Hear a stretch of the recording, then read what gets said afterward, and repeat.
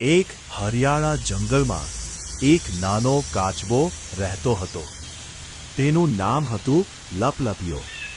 તે બહુ ધીમે ચાલતો અને ખૂબ જ ઉત્સુક અને મસ્તીખોર હતો.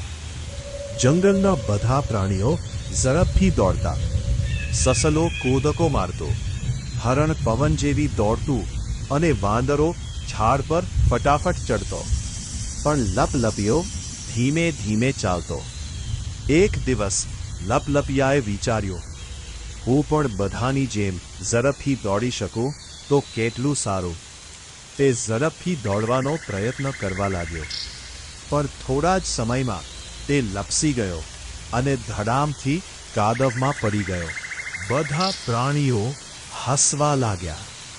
લપલપિયો દુઃખી થઈ ગયો.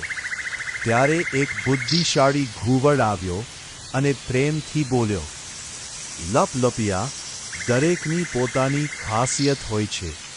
ઝડપ જ બધું નથી. લપલપિયાએ પૂછ્યો, પણ મારી ખાસિયત શું છે? ઘુવડ બોલ્યો, તું ધીરજવાળો છે, સમજદાર છે અને ક્યારે હાર માનતો નથી. થોડા દિવસ પછી જંગલમાં ભારે વરસાદ પડ્યો.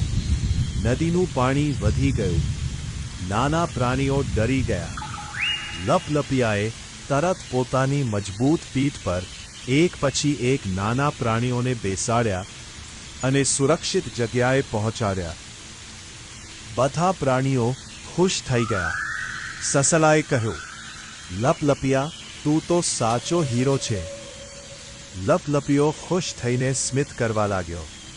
જોખો, દરેકમાં કોઈને કોઈ ખાસ ગુણ હોય છે. પોતાની ખાસિયત ઓળખો અને આત્મવિશ્વાસ રાખો.